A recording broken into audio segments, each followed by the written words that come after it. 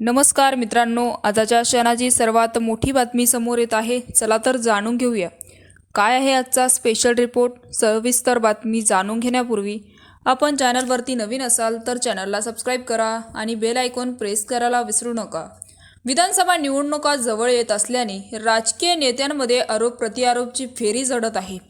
त्याचमुळे पक्षाचे नेते, प्रवक्ते आणि पदाधिकारीही सोशल मीडियाच्या माध्यमातून आक्रमक होताना दिसत आहेत. राष्ट्रवादी काँग्रेस शरदचंद्र पवार पक्षाचे एनसीपी नेत्या विद्या चव्हाण यांनी पत्रकार परिषद घेऊन चित्रा वाघ यांच्यावर जोरदार हल्लाबोल केला. तसेच त्यानंतर चित्रा वाघ यांनी पत्रकार परिषद घेऊन सुप्रिया सुळेंवर गंभीर आरोप केला. तसेच राष्ट्रवादी काँग्रेसमधील नेत्यांवरही टीका केल्या होत्या.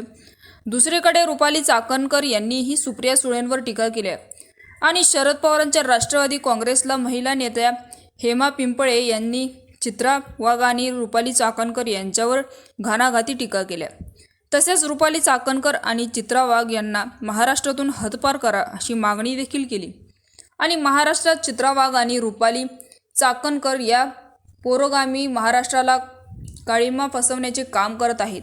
शरद पवार आणि सुप्रिया सुळे यांच्याबद्दल गरळ ओकण्याचे काम ते करत आहेत.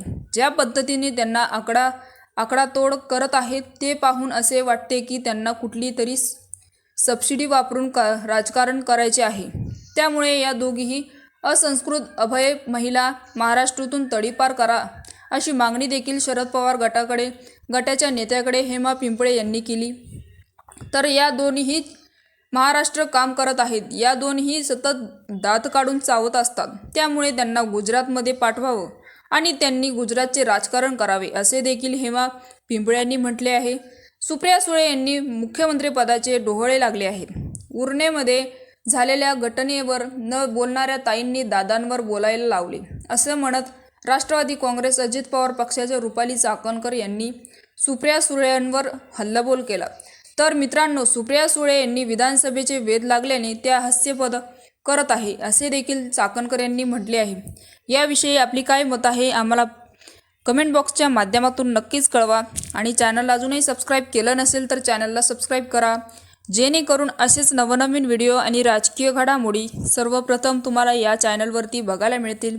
तूर्तास धन्यवाद. जय महाराष्ट्र.